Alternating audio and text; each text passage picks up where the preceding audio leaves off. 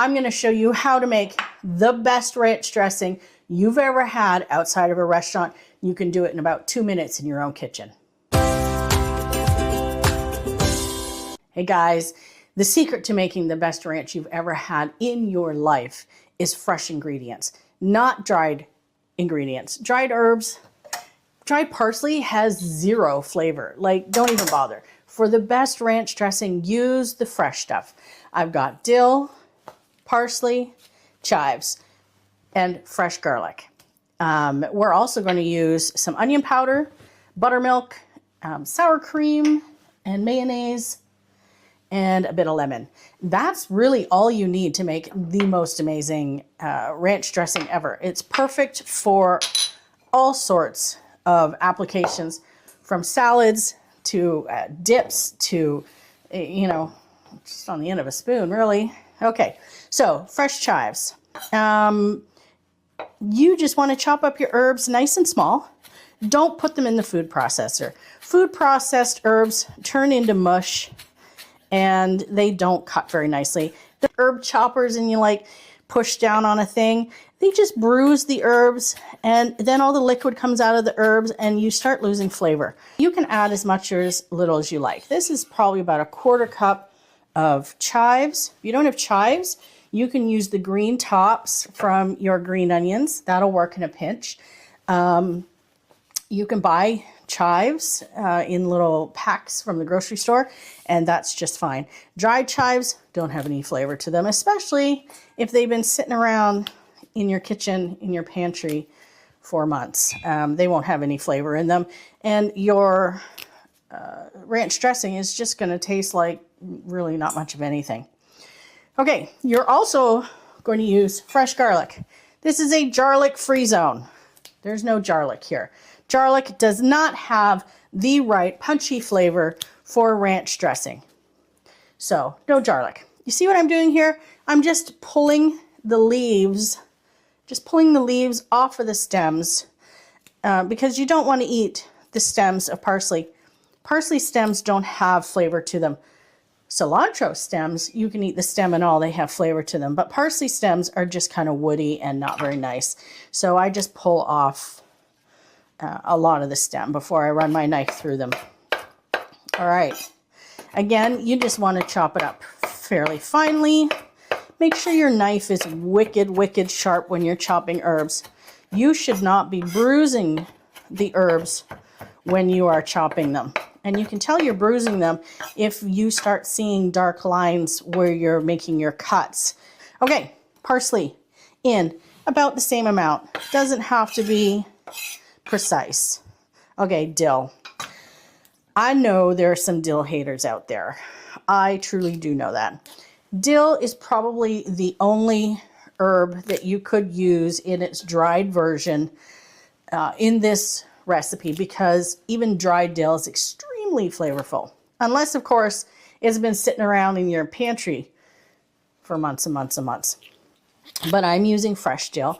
I'm not going to use quite as much dill as I used of the other herbs because dill is very flavorful. And you want to use the nice little baby dill. If you buy your dill, sometimes you can buy it in a great huge long stalks of it. Those will be tough. Those are good for pickling and not so good for salad dressings. So nice, thin, delicate baby dill. In you go. All right. So in here we've got fresh dill, fresh chives, and fresh parsley. Okay, time for garlic. I have 1 clove. 1 clove of fresh garlic. If you don't use fresh garlic, you are not going to get the same flavor. You also want to make sure you use a microplane to grate your fresh garlic, because you don't want to bite into a big hunk of garlic. And this will gently mince, I don't know what it's doing, it's microplaning technically, the garlic, so that it makes it very finely cut, so that it's almost a puree. When you see it on the back, you can see it here, it's almost a puree, and that's what you want in here. Anything more than that, you're going to bite into a big hunk of garlic and it's not going to be pretty. Okay, so next, couple things going in. We've got some mayo. I'm not going to start a debate here, but I like Duke's. I like Duke's because there's no sugar in it. We've got sour cream in here. There we go. Full fat sour cream. If you don't use full fat sour cream, don't add the full half a cup of buttermilk because thinner, lower fat sour cream isn't quite as thick. And so what you don't want is a really runny ranch dressing. You want your ranch dressing to be nice and thick and delicious. All right, buttermilk in. You can see that this is really awfully thick right now. So we're just going to add as much buttermilk as we want to get to the consistency that we want. Some people like their ranch dressing really thin and pourable, like the stuff that comes from a jar. The jar stuff, the bottled stuff might be pourable, but it's also horrible. How's that for a mom joke? I'm funnier than my husband, by the way, and he has dad jokes. The mom jokes in this house are killer. All right.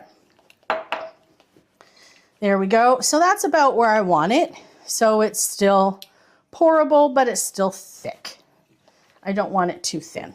All right, lemon. I have a half a lemon here. I'm just going to give it a good squeeze. You just want to taste. And I'm using a little strainer because this particular onion has about 30,000 seeds in it. And that is too many. You just really want a couple tablespoons of lemon juice. Not too much. You don't want it to be like really acidic, but because there is acidity in the buttermilk already, and we just want a little bit more acidity from the lemon juice to help brighten up all the flavors. And a little bit of onion powder because we need some onion powder, onion flavor in there, sitting around in humidity. Okay, salt and pepper are the last things. Let's talk about the pepper. We're adding white pepper so that we don't get big black flakes of black pepper in here. And white pepper has a milder flavor. If I were to use black pepper, I would have this lovely dressing and then it would have big black flakes in it. You could use finely ground black pepper, but I don't know. White pepper, I feel, is the way to go for this. And then some salt. Normally, I use kosher salt, but the kosher salt is very big flakes that are not going to dissolve very well in this. So I'm just going to use a fine grind of pink salt. All right, so let me taste this and we'll adjust for seasoning.